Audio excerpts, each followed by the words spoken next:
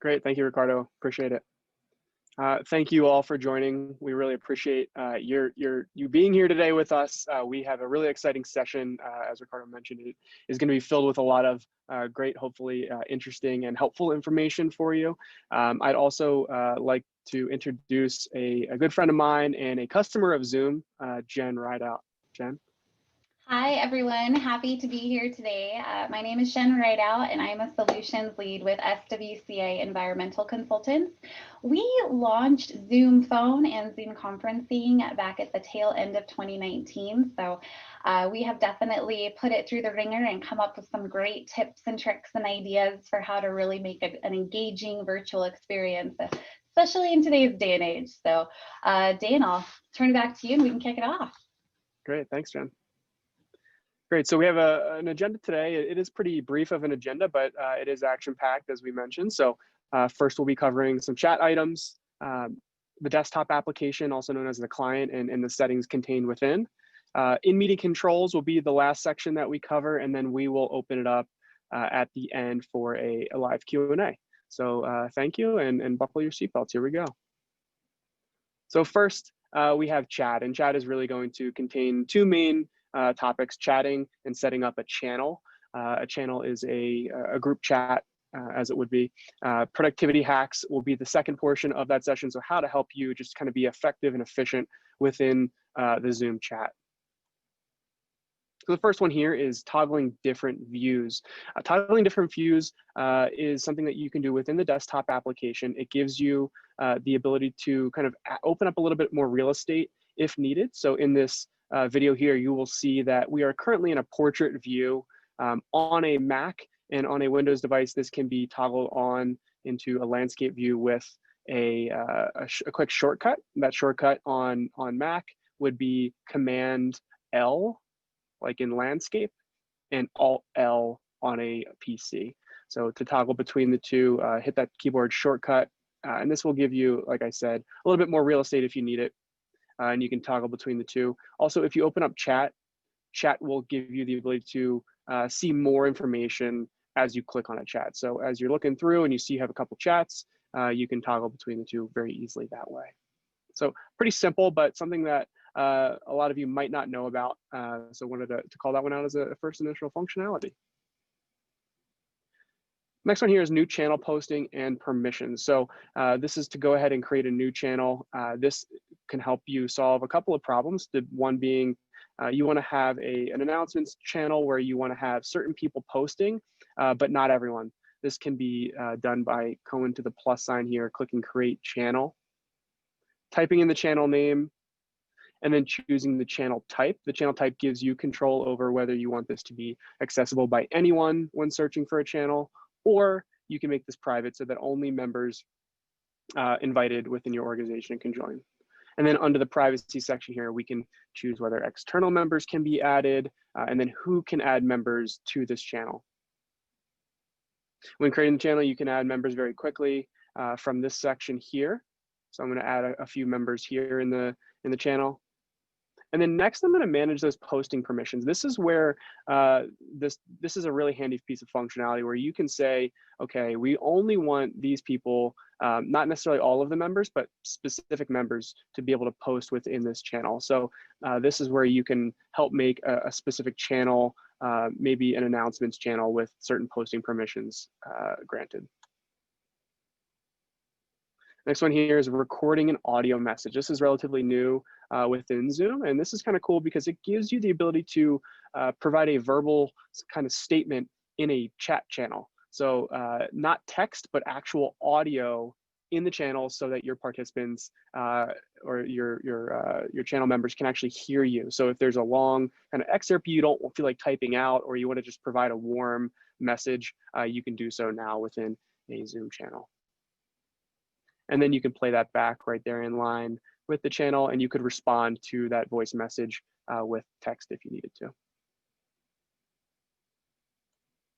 So we mentioned that this is a channel that only has certain posting and announcement capabilities. You're probably wondering, what does that look like from a member standpoint? So as a member of this channel, you would see something like seen in the screenshot here. So you would see the post, greetings everyone, and then you would hear you'd be able to play back that voice message. You would not be able to post as just a participant in that channel, which again can be helpful and can help you with important announcements or other particular information that you want to have posted. So a lot of us are being chat fatigued as well as being in meetings quite a bit. So this is one way you can cut down on the noise of a channel. And then we'll show you next how to star a channel. This is similar to pinning a channel. You can actually take that channel and say, I want to see this persistently at the top of my chat, because this is something that I want to pay attention to, and I want to be kind of at the forefront of my communications channels. So here you can see I've done that. I've starred that channel by clicking on that little drop down arrow next to the session. And now it'll be populated kind of in the top left part of my screen. And I can also star, say, my manager, a message with my manager. So if I wanted to see any messages from my manager as a priority, this is where I can do that.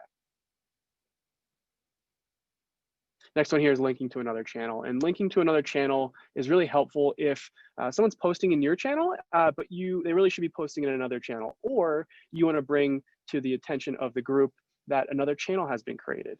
So in this example, I'm going to our all announcements channel, which can be set up in the admin portal under your web settings. And I'm letting everyone know, hey, we created this great channel for chat and meeting announcements. Tune into that channel, and then I could do a hashtag Zoom chat and meetings.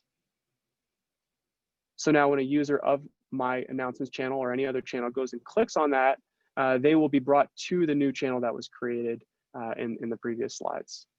So a really cool way to quickly link from one place to another and direct people's attention to another channel if that is a more appropriate channel for posting. Last one here is notify when available. And notify when available is really helpful in those instances when you want to get someone's attention and a message isn't going to cut it. You want Zoom to notify you of that person becoming available here. So in this example, Len is having a conversation with a colleague, and we're trying to figure out if Matt Smith is available, and he's not. So what I'm going to do is I'm going to have Zoom notify me when Matt Smith becomes available. So I would navigate over here to Matt. I would click his name in the drop down, and then I would select the notify me when available. Zoom lets me know, hey, you're going to get messages when Matt Smith becomes available, and I get a little bell icon next to Matt Smith's name. So once Matt does become available, you can see here, hey, they're available. Do you want to chat with them? If I click on this, it'll pull me into a chat with them, and then I could call them from that chat channel. Also, if they went unavailable again, maybe they hopped into another meeting, hey, you just missed them. They were available 2 minutes ago. Let's notify me when available once again. So some really helpful chat functionality to hopefully make you more productive and more effective in your business communications here at work. So this is actually the last one, and this is one that Jen likes. I know Jen's a big fan of informal voting and polling. So voting in a channel is the last one here, and this is where you can actually put a message or a question out to your team. So hey, we met this morning. Do we still want to meet this afternoon? And you don't need to respond. You could just provide an emoji and a thumbs up, thumbs down, and then as the person posting this message, you can actually pre-select the emojis you want people to respond with. So I got 2 thumbs up for keeping the meeting, and I let everyone know, okay, great, we'll keep that meeting on the calendar. So again, informal kind of way to poll your chat channel. Dane, these are amazing. So full disclosure, my company decided not to enable the chat feature. We leverage a different product as our primary chat function. But after kind of seeing all of these different pieces of functionality and the features that come with it, and I love me some informal voting, don't get me wrong, it's one of my favorite things to do. This might be something I take back to my team and maybe revisit that topic. Those are pretty awesome. Thank you. Oh, that's great to hear. Yeah, hopefully that's the case. Cool. So next we're going to be talking about some client settings. Again, the client is the desktop application, and this is the enhancing in audio and video section and a having fun section. So a lot of really neat functionality here that we're going to talk about. We had fun making these videos too. Always a fun time making videos, right? So video features, there are some super cool pieces of functionality in the latest updates that really speak to some pain points that we have experienced at my company. One of them happens to be around, oh, we're kind of all working from home right now, or many of us are. And for some people, that may be at the kitchen counter in some places or wherever the Wi-Fi is the best, right? So some of these upcoming features, like the being able to adjust your lighting and really kind of touching up that appearance, kind of help to actually put a face to the name or to the person that you're actually meeting with. So I'll let Dean walk through this part.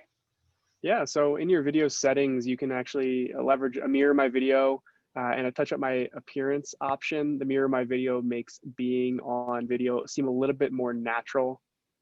The touch up my appearance will help you out if you've had a late night or early morning. It softens your video feed, very popular amongst our customers.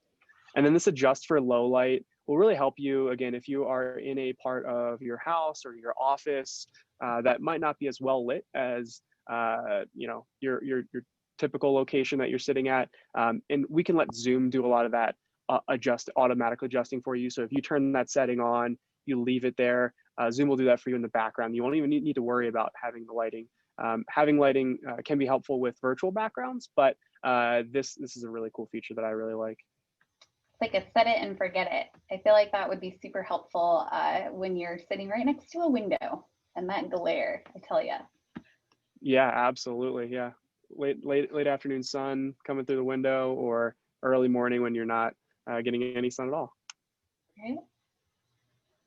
So the next thing we're going to touch on are backgrounds and filters. So these are kind of silly and kind of fun, but one of the things that we experience, in this virtual world we live in is how do you keep people engaged, or how do you make staring at a screen more fun? And so these backgrounds, the virtual backgrounds and the filters that Zoom has introduced, oh, they are a good time. Let's check them out. Cool. So yeah, as Jen mentioned, those can be accessed from the settings section here. And I had some fun, again, kind of creating this video, but we have some filters so you can change kind of the color in your filters. You have some cool things you can throw up in the foreground in addition to your background. So here you can see we have some really cool Zoomtopia foregrounds video filters. And then we have these really neat pieces of functionality you can throw on there. So they overlay your video. This is a pirate cap and a pirate mask. I'm taking it a step further with this new beta feature that we have called Studio Effects, which will actually enhance your existing features. So I can add that beard I've always wanted to match my pirate hat. Halloween is coming up here, is right around the corner. So this is a really cool way and a fun way, again, to engage with video, have fun with the people you're meeting with, and just kind of take Zoom to another level here. Definitely a fun feature at my work job. It is definitely just a cool way to keep people engaged and maybe have folks focusing on the content that you're delivering versus multitasking and checking email at the same time, which I'm also guilty of. So we all are.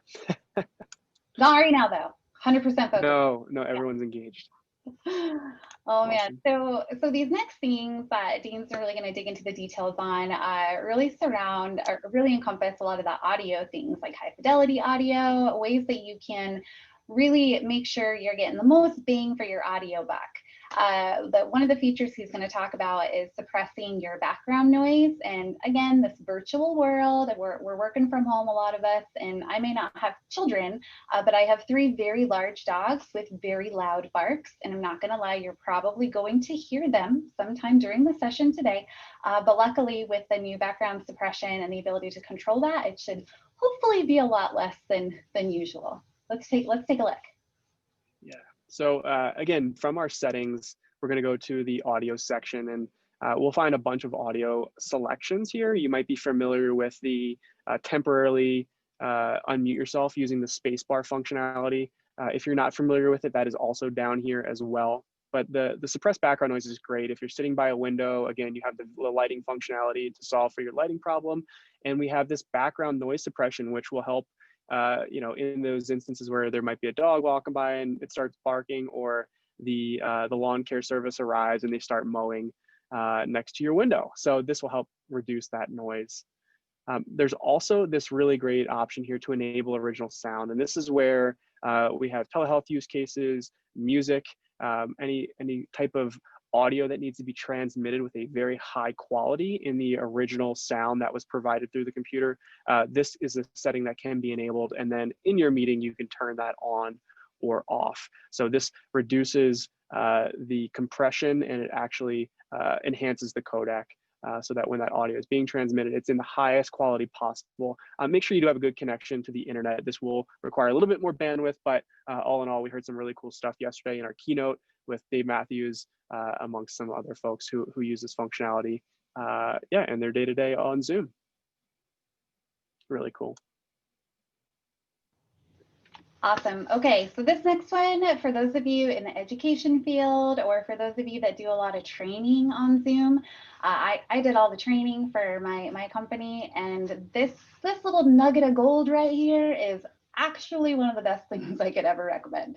The always show meeting controls function, it'll actually make it so that for folks that are using Zoom, those controls that tell them where to share or mute, or those different things that we need to function during our meeting, are not hidden when you don't mouse over them. And so this is a great one to avoid that question of, where are my meeting controls?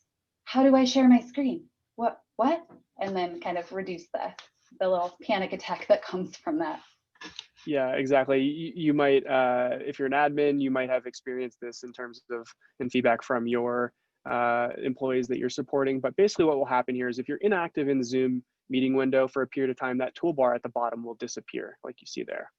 And this can be problematic, again, for people that are not as familiar with Zoom. They're using Zoom for the first time. Maybe they're not as tech savvy. They can't find that green screen share button, or they can't find the mute unmute option. But that's okay. We can come out here to our settings and then accessibility options. And then under accessibility options is that option to show meeting controls. And this is a persistent show meeting controls. So it'll show along the bottom for every meeting that you join thereafter, which is really helpful. I do a lot of trainings over Zoom. So for me, it's helpful to have those up consistently when I'm showing my Zoom meeting window to kind of help train on Zoom. So simple, but effective. Yeah, super effective. Again, multiple phone calls at a time. Where are my Zoom controls? Happens all the time. These next ones, these Zoom meeting controls. Oh my gosh, I'm so excited we're here because there have been so many questions in the chat, or in the Q&A, sorry, surrounding some of the things we're going to talk about, like breakout rooms. So this next one that we're going to talk about has been a game changer for how we kind of structure and organize our different sessions or meetings. We are often trying to hold a meeting where we have some breakout sessions that are pre-assigned, some breakout sessions that are randomly assigned. And I don't know if any of you have ever been the technical host for these things, but trying to do all of that manually and getting things in is definitely a bit of a panic attack on my part. And so this new feature to self-select your breakout rooms, not only it puts the power, in the people's hands, if you will, to be able to select their rooms, it also makes sure that they're paying attention and go into the right room when they should be. Let's check it out. Great. So yeah, as Jen explained, this let participants choose a room option is now available amongst the automatically assigned and manually assigned. So when we choose that option, we can still choose the number of rooms we want. We can still rename those rooms to help people more easily find them. These can be preloaded as well. And here you'll see that all of the participants in the session are in the unassigned bin because we haven't assigned them anywhere yet.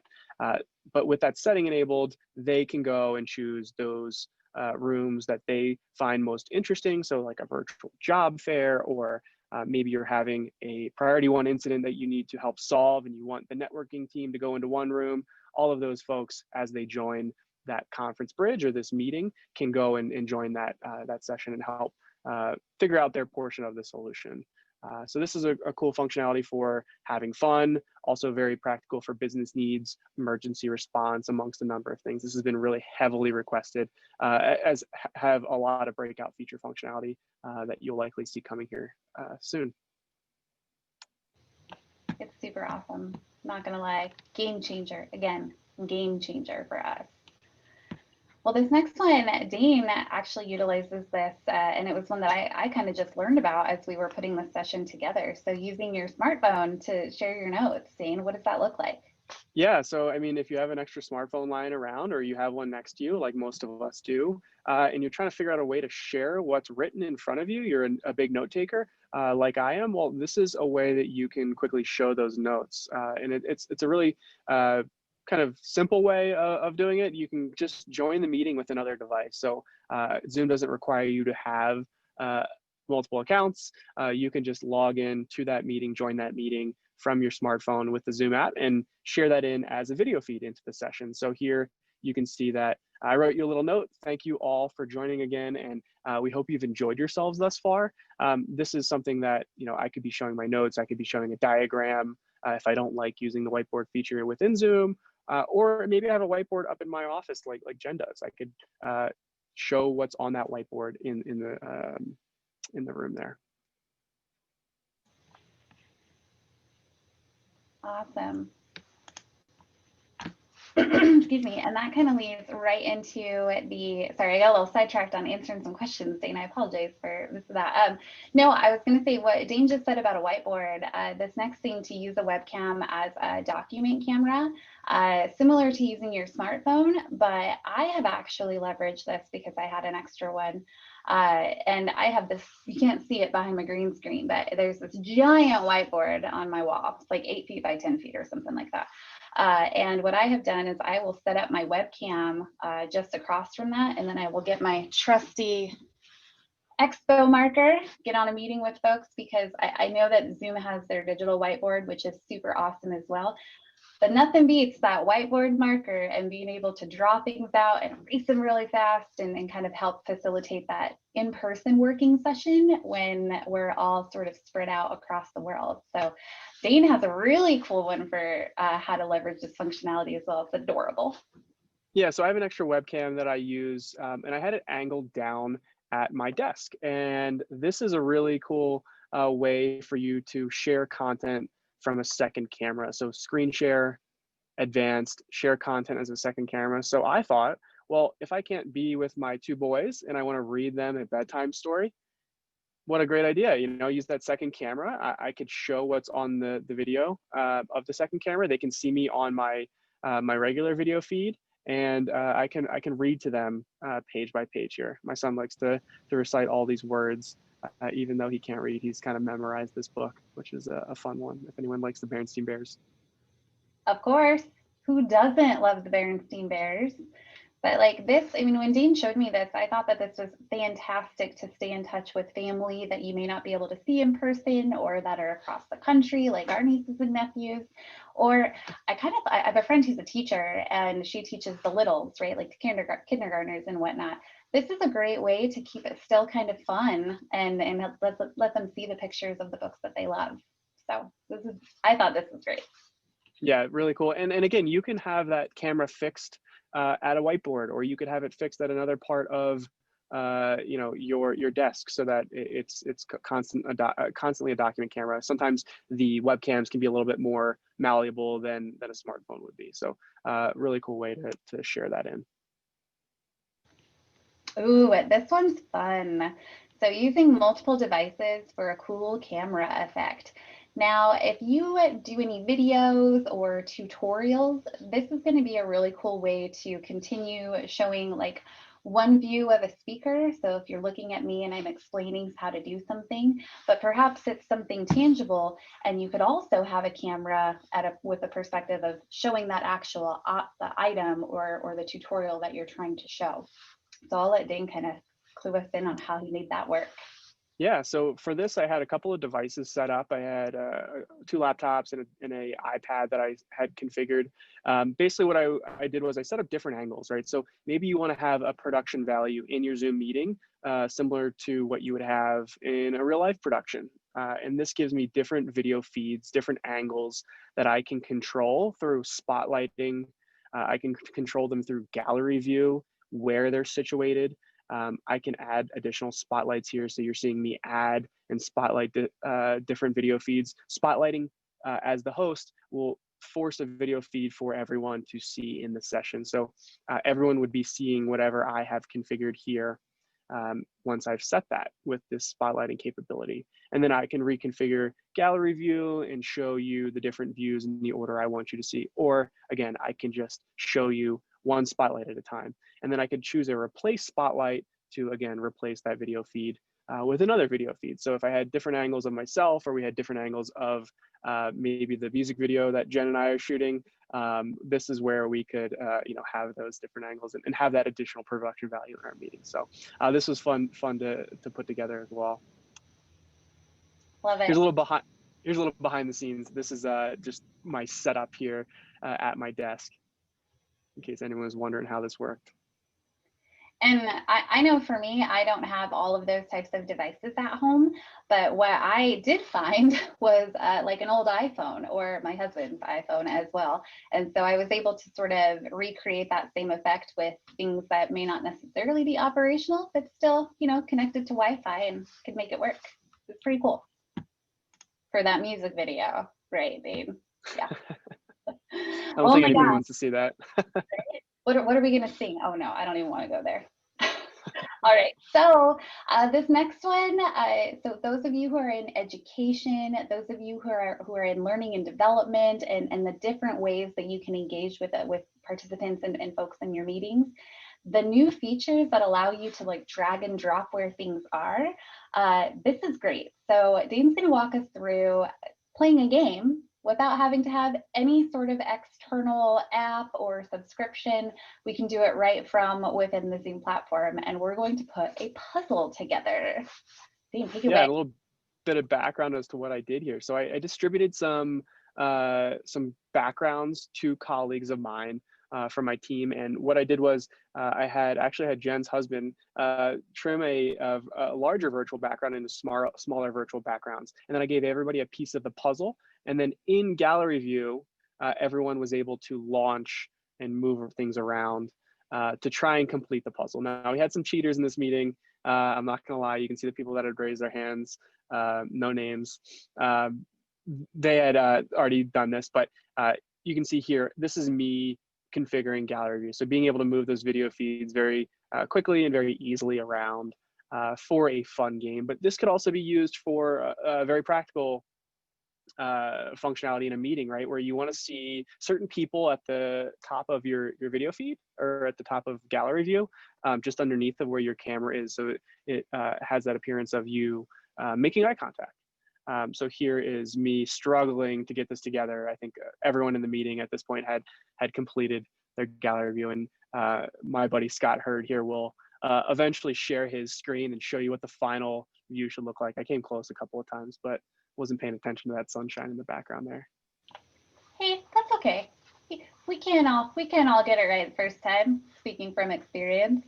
Yeah, this is just a fun way to keep folks engaged. I mean, it's with a little work on the front end on putting those pictures together. We use PowerPoint. That's pretty common tool, but yeah, this is fun to continue doing with your team and make virtual meetings a little bit more palatable, if you will. Yeah, that's kind of the theme for today, right? It's how can you use Zoom, have it be a little more fun, a little more engaging. But again, these tips all have very practical applications as well. Yeah. So this next one we're going to talk about, this one's actually pretty sweet too. So it's really the best way to share a PowerPoint in your Zoom meeting, so that you're not having to go back and forth, worry about multiple screens. You can control it right from within your Zoom controls, and it just makes it a little bit easier and a little bit more seamless from an attendee or a participant perspective. And so Dane's going to walk us through what that looks like and how you can move back and forth between them. Yeah, so this is an option that's found under screen sharing. We click screen share, and then we go to the advanced tab within this screen share option. And here we'll see that slides as a virtual background comes up. This is in a public beta, so as long as you have a updated version of the client, I believe we're on 5.3.2 at this point, that is the most current version, then you can actually upload a PowerPoint presentation or keynote presentation into Zoom, and you can navigate through that presentation right from the Zoom meeting window. So you might have seen some folks using this in their breakout sessions. This is where you can actually see everything within the Zoom meeting window, and you can overlay your video as a virtual background. So I can take my video feed and put it where I want. This is kind of cool because, again, it makes it a little bit more engaging. You can see my video and see the content I'm presenting kind of all in one view here, which is nice. Now, one thing I would recommend is kind of keeping it in the back of your mind as to where you want that video feed to show up so that you're not having to drag it and move it around quite a bit. Brings whole new meaning to the term floating head. I'm just saying. I'm just saying.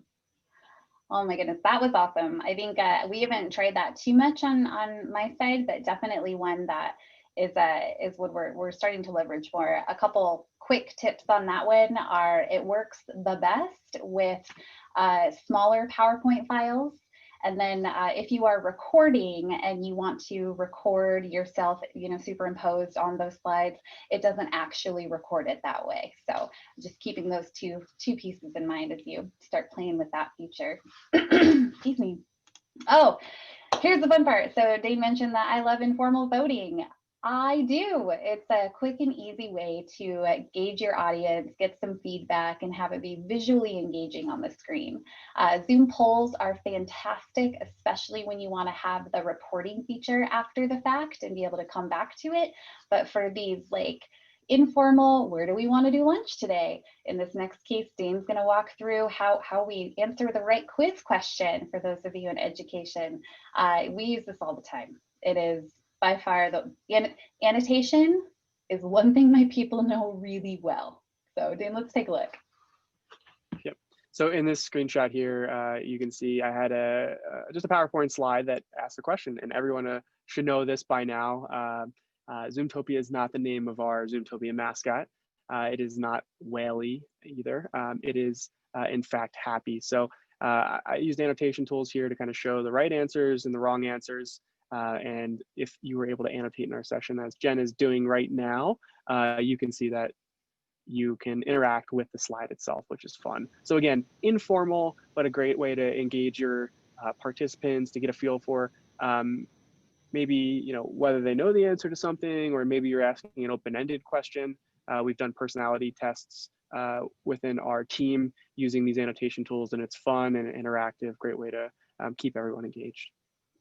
And if you need to save a record of what the annotation looks like, you can actually click save from the annotation tools, and it'll save a JPEG of the screen for you, so you can go back and reference it as needed. Yeah, save that beautiful art for future generations. It really is beautiful. Yes.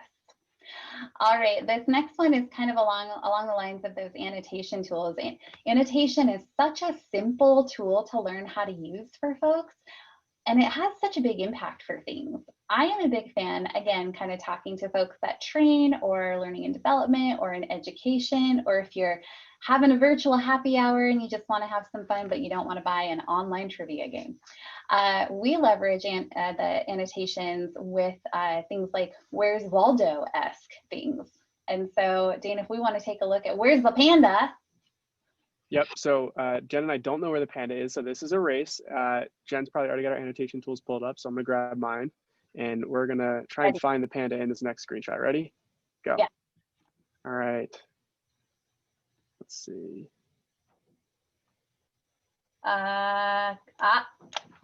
Oh. Winner! Jen got me. All right, quick on the draw. So again, a fun way to interact with your audience, engage them, and just have a little bit of fun, right? Definitely one of my favorite things. It's silly and it's fun, and hopefully my cheesy reaction to this here is exactly what it's like for my colleagues. So if anything, they're getting a laugh over this and these reactions.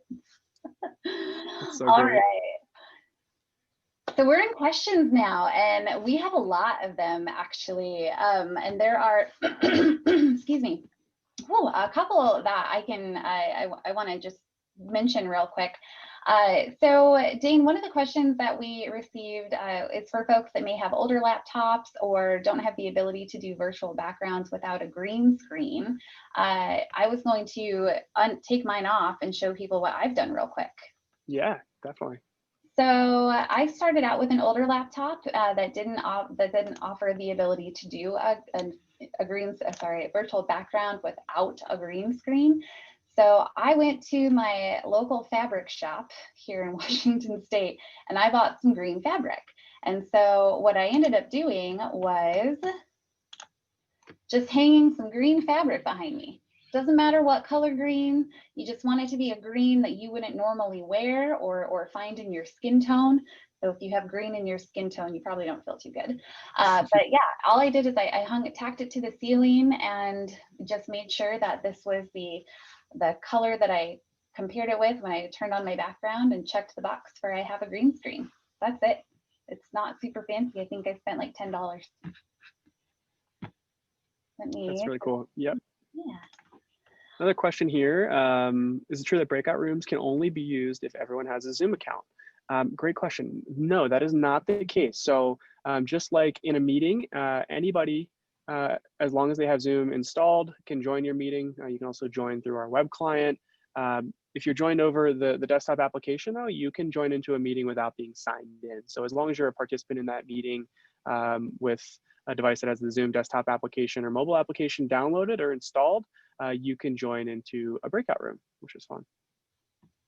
Yeah, the different breakout room functionality, again, it's been just a game changer for us. It's nuts. Dean, so some of the questions we've been getting are surrounding folks not really being able to see a lot of these, cool things that you're introducing. Why would that happen? Yeah, great question. So first of all, you would want to make sure you're up to date on the latest and greatest version of Zoom. That is a 5.3.2 version. You can go to your desktop application, click your profile picture, or if it doesn't have your profile picture, it'll have your initials, and then scroll down to your check for updates option, and that'll give you the most current version of Zoom. Now, if you're not seeing that, you're likely not logged into Zoom, and some of these functionalities do require you to have an account, whether it be free or paid, doesn't much matter. But once you're signed in, you'll have things like the virtual backgrounds and other cool functionality that's available. Awesome. So one of the questions that I sort of called out on my screen, I'm looking at you guys have so many questions. This is amazing. It's so hard to choose. But some of them are around the, excuse me, how do you get things like boxes that show during like a play video to disappear when you're optimizing for video? Yep, so I recommend having another monitor if possible. If not, on a Mac, if I'm going to share my screen, I can just share just the content I want to present, and that will prevent me from showing any additional content or any additional windows I might have open. So that's one way you can prevent your other videos or your other windows from being seen in that video feed. I have a question here. How do I get someone's name, title, and title displayed on my green screen?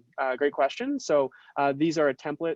I believe we use the app Canva to create these, but you can create these in any kind of paint editing software editor.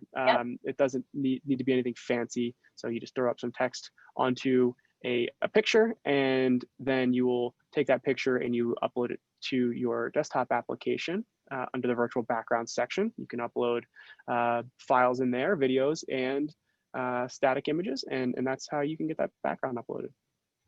Yeah, we use PowerPoint for that. The standard widescreen PowerPoint normal template. Just make that whole slide the image and insert your text where you need to, and save that slide as a PNG or a JPEG. Works like a charm. Awesome. Love Way it. more slick than my recommendation. A lot of questions in here on breakout rooms, Dean. So we've kind of touched on some of these things, but a couple questions. What happens to attendees if you allow them to choose their own breakout room, but they're not on the latest version of Zoom? Will it still work? That's a great question. So they do need to be on a version, I believe, of 5.2 or higher. So before you can join in and bounce around in those sessions, make sure that users are at least on a 5.2 version of Zoom or higher. Excellent.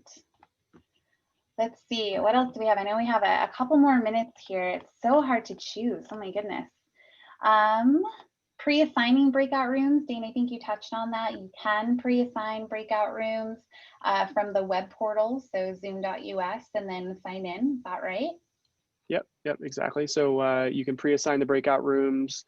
There's a setting under breakout rooms, so breakout rooms need to be enabled in your web portal, and then there's another checkbox beneath that. So when you go to schedule in the web portal, you'll then see pre-assigned breakout rooms, and that's where you can go in and pre-assign your users. They do have to have an email address, and they have to be logged in for that pre-assignment to work. So check out our support article on breakout rooms and how to set up those pre-assignments. And that one, I'm just going to echo what Dane just said. That's very key. If you pre-assign breakout rooms with people and they go to sign in with a different email address than you used to pre-assign, they won't get pre-assigned. You'll still be able to send them where they need to go, but we have experienced that. Here's a good question on breakout rooms. Can you limit the number of participants with these self-select breakout rooms? Limiting the number of participants in the session itself? Yeah, so or per breakout room? So for example, if I have 5 breakout rooms and I want a maximum of 5 people in each room, will self-select respect that limit that I've put on there? That's a great question. So no, because they can freely move amongst the breakout rooms, you could have every participant up to a certain amount join into that one breakout room. So there are some limitations that don't exist when you do have the self-select option. Now, if you do choose the automatically assign or manually assign, the automatically assign will ask you how many rooms do you want, and then it'll take the total number of participants that you have in your session and allow that to be divvied up evenly. Awesome. I have one question here about mirroring video. Mirroring video, it actually just flips your video feed. So what you would see if mirror video was not on would be yourself kind of in the opposite view, and that can kind of be confusing. When I raise my hand on the right side of my body, I expect it on the right side of my camera to also be raised there. So if I'm pointing to something, that can help with that. That mirror video will be reversed for you, but for everyone else in the session, it will actually look as it would if it was not turned on. So great question there. Awesome. All right, I think we are at time, unfortunately, but we want to thank you again for joining into our session, for engaging with all these questions. There were a ton of questions. We couldn't get to all of them, but thank you again for being here. And we hope that the rest of your Zoomtopia is an amazing experience. 100%. This was awesome. And I believe we'll touch base on any recording from the Q&As. And yeah, thanks for attending.